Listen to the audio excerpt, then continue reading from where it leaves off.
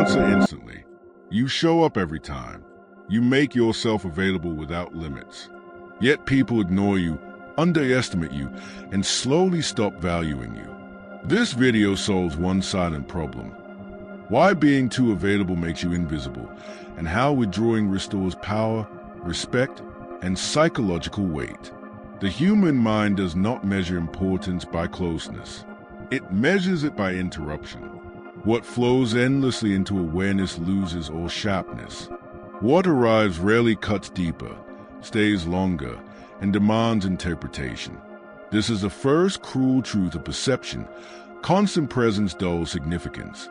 The mind acclimates, adjusts, normalizes, and finally ignores. This is not a conscious act. It is automatic, mechanical, and unavoidable.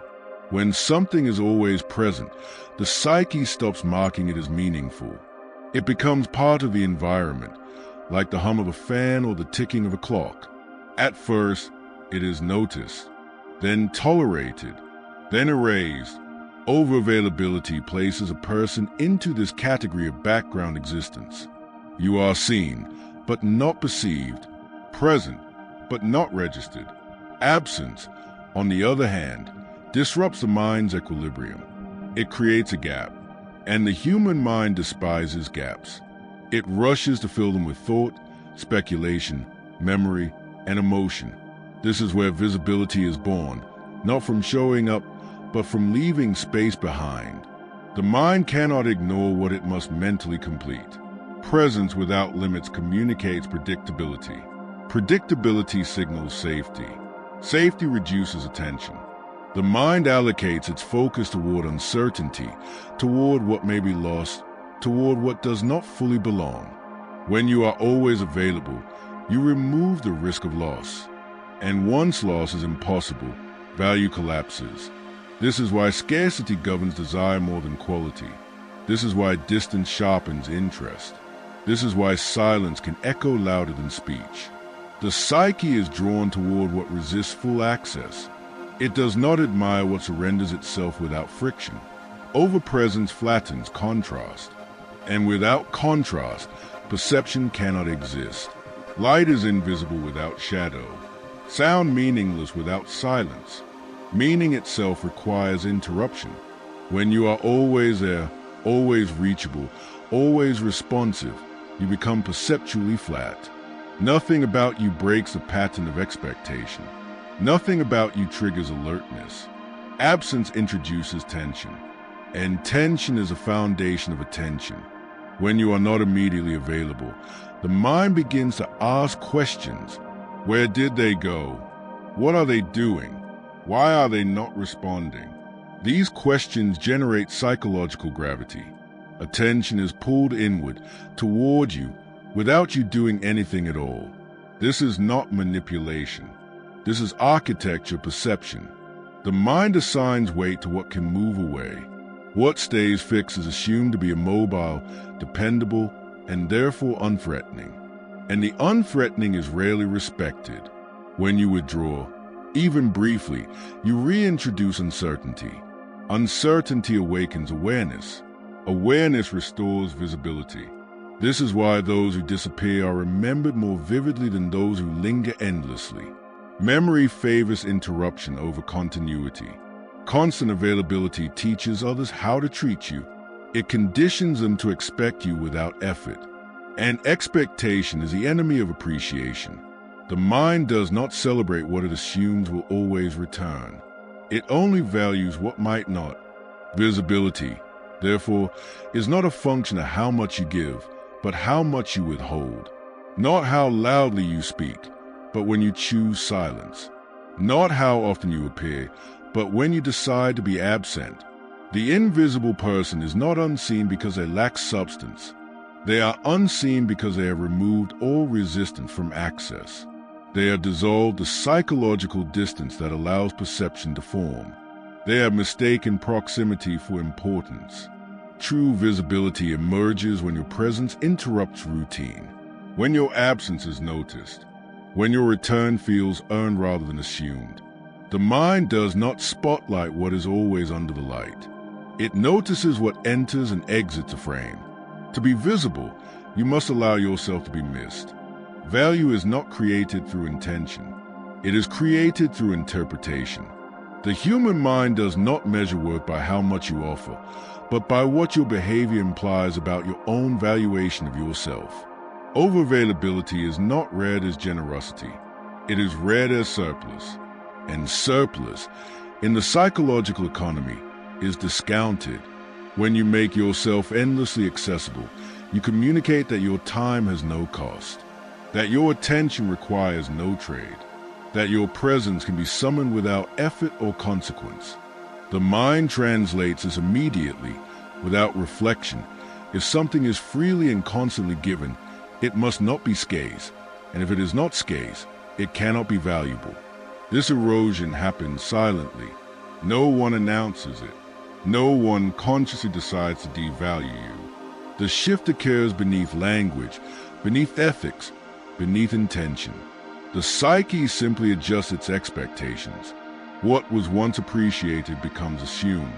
What was once received with gratitude becomes demanded with entitlement. Overavailability removes friction, and friction is what creates perception of effort. Effort signals investment. Investment signals value. When access is too easy, effort disappears, and with it, perceived worth. The mind respects what requires adjustment, negotiation, or restraint. It dismisses what arrives without resistance. There is a profound psychological asymmetry at work here. The one who gives excessively believes they are building connection. The one who receives excessively begins to feel superiority, not because they are cruel, but because the imbalance itself alters a hierarchy. One side becomes the source, the other the consumer, and consumers rarely revere their resources. The psyche assigns rank through behavior. When you are always available, you place yourself beneath the demands of others' time, needs, and moods. This is not humility. It is self-demotion. The mind of the observer does not interpret this as kindness. It interprets it as a lack of internal structure. Boundaries are not walls. They are signals.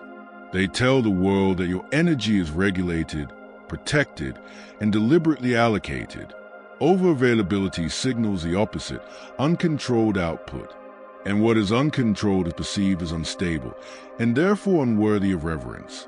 This is why people test availability. They delay replies. They cancel plans. They push limits. They are not malicious. They are unconsciously searching for where your boundary exists. When they find none, respect dissolves. The psyche does not anchor value to something that cannot hold its own shape. Over time, constant availability creates an invisible dependency loop. Others come to you not because they value you, but because you are convenient. And convenience never inspires loyalty. It inspires usage. The relationship shifts from mutual recognition to extraction. The most dangerous part is that overavailability feels virtuous to the one practicing it. It feels generous, loyal, committed, but psychology does not reward virtue. It rewards structure, and structure requires limitation. When you are always present, you eliminate the need for others to invest emotionally. They do not have to wonder about you. They do not have to pursue you. They do not have to adjust their behavior to access you. And without investment, attachment weakens. The mind protects what it has invested in. It neglects what it receives effortlessly. Overavailability also erases anticipation. Anticipation is the emotional amplifier of value. It stretches desire across time, deepening its impact. When you are always there, anticipation collapses. Everything happens immediately, and immediacy flattens emotional intensity. Psychological value is built when access is conditional. Not conditional on manipulation, but on self-respect. When your time is not endlessly open, others must choose when to engage. Choice introduces weight. Weight creates value.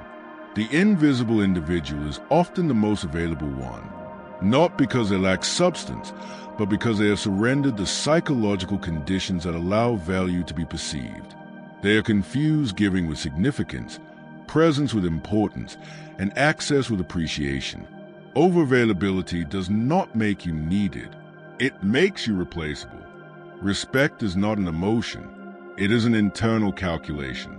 The human mind does not decide to respect someone. It arrives at respect through patterns it observes over time. One of the strongest patterns the psyche responds to is accessibility. Who can be reached easily and who cannot, who adjusts and who requires adjustment. From these signals, hierarchy is formed without discussion. When a person is always accessible, the mind places them low on the internal scale of significance, not because they are inferior, but because they do not create resistance. Resistance signals weight. Weight signals importance. What offers no resistance is assumed to carry little consequence. Unlimited access communicates a dangerous message that your presence can be taken for granted, and what can be taken for granted loses its psychological gravity. The mind does not respect what it does not have to consider. Respect requires pause. It requires awareness. It requires a recognition that one's actions have consequences in relation to you. Accessibility removes consequence. If you are always available, always agreeable, always responsive, there is no cost to how others treat you. They can arrive late, cancel, ignore, or demand, and still expect your presence. The psyche learns quickly. It adapts to the absence of consequence and adjusts its behavior downward. This is not conscious disrespect. It is structural. The human mind conserves energy by simplifying relationships. When it identifies someone as endlessly accessible, it files them into a low-effort category. Low-effort interactions are rarely treated with care. Respect grows in environments where access must be earned or timed. When engagement with you requires awareness, planning, or restraint, the mind shifts into a higher mode of consideration. It asks different questions. It behaves differently. It slows down. Hierarchy is unavoidable in human interaction. Even when denied, it forms. And hierarchy is shaped less by dominance and more by boundaries. Those who guard their time, attention, and energy are unconsciously perceived as having high internal order. Internal order signals self-governance. Self-governance attracts respect. Always accessible individuals unintentionally communicate the opposite. They signal that their internal world is open to external control, that others' priorities override their own, that they will bend to maintain connection. The psyche does not admire bending. It exploits it quietly and without malice. This is why people push boundaries only where they sense they can. They do not test those who resist naturally.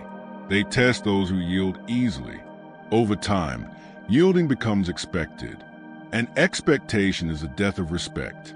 Respect requires distance, not emotional coldness, but psychological space. Space allows the mind to perceive the other as autonomous rather than reactive. Autonomy commands recognition. Reactivity invites use. When you are always accessible, you collapse this space. You become reactive to others' calls, needs, and impulses. Your behavior orbits external stimuli rather than internal direction. The psyche interprets this as weakness, not in character, but in structure. There is a silent rule the mind follows. What can be interrupted without consequence is not important. If your time can be invaded at any moment, if your attention can be redirected instantly, if your presence requires no negotiation, the mind assigns you low rank in its hierarchy of respect. This is why respected figures are difficult to reach. Not because they are arrogant, but because their time is protected. Protection implies value. Value invites respect. Accessibility without limits dissolves authority. Even in personal relationships, respect erodes when one side is endlessly available. Familiarity deepens, but regard diminishes. The relationship may become comfortable, but comfort is not respect. Respect thrives on the awareness that access is not guaranteed. That presence is a choice, not a default. That engagement with you requires timing, intention, and awareness. The tragedy is that many lose respect not by doing something wrong, but by offering themselves too freely. They believe they are being supportive, loyal, reliable, but psychology does not reward availability. It rewards boundaries. To be respected, you must be able to say no without explanation. You must be unreachable at times without apology. You must allow others to feel the friction of your absence. Respect begins where unlimited access ends. Power is not asserted through confrontation. It is revealed through independence. The moment you withdraw your constant presence, something shifts in the psychological atmosphere. The dynamic changes not because you have demanded anything, but because you have removed something that was previously assumed. Assumption is a foundation of imbalance, and withdrawal fractures it instantly. When you step back, you introduce uncertainty, and uncertainty is the raw material of power. The human mind becomes alert when patterns break. It notices absence more sharply than presence because absence disrupts expectation. What was once predictable becomes unstable, and instability forces attention. Withdrawal is often misunderstood as hostility or indifference. In reality, it is a declaration of self-governance. You are no longer orbiting external demands. You are no longer reacting on command. You are acting from an internal rhythm rather than external pressure. The psyche reads this as strength, even if it cannot articulate why.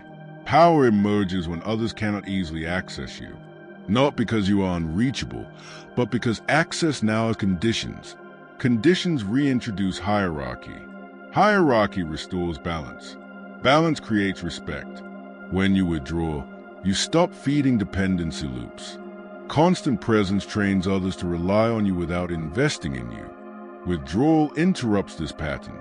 It forces others to confront the absence of what they once consumed effortlessly. In that moment, they begin to evaluate its value. Silence is not emptiness. It is compression. Meaning condenses when words are withheld. Presence intensifies when it is no longer guaranteed. Your absence becomes a signal rather than a void. Power is felt most strongly when it is not explained. Withdrawal works because it requires no justification. The mind is left alone with a change, and in that isolation, it generates its own interpretations. Most of those interpretations elevate the status of the one who withdrew. The individual who can step away without fear demonstrates autonomy. Autonomy is the core of power. It shows that your sense of self is not dependent on immediate validation, response, or inclusion. The psyche recognizes this as dominance of self, which is more compelling than dominance over others. Withdrawal also restores internal clarity. When you are always available, your identity fragments across demands, expectations, and reactions. Stepping back allows the self to consolidate, and a consolidated self exerts gravity. Others feel it even without interaction. There is discomfort in withdrawal, especially at first. The urge to explain, to reassure, to reappear quickly is strong. This urge reveals how deeply overavailability conditions the self. Resisting it strengthens psychological posture. The mind of others senses this resistance and recalibrates accordingly. Power does not come from making others need you. It comes from proving you do not need to be needed. The moment this becomes evident, the relational balance reverses. Others adjust their behavior. They become more deliberate, more cautious, more attentive. Withdrawal creates space for others to pursue. Pursuit changes the psychological equation. The one who pursues assigns value. The one who is pursued holds power. Overavailability prevents this shift by eliminating the need for pursuit altogether. The strongest presence is felt after absence. The return carries weight because it was not guaranteed. The mind marks it as significant because it contrasts with the void that preceded it. Power is not loud. It does not argue. It does not explain. It does not chase. It steps back and allows others to feel the consequence of its absence. The individual who understands this does not fear being forgotten. They understand that being missed is the foundation of influence. They allow silence to do the work that words never could. Withdrawal is not retreat. It is repositioning.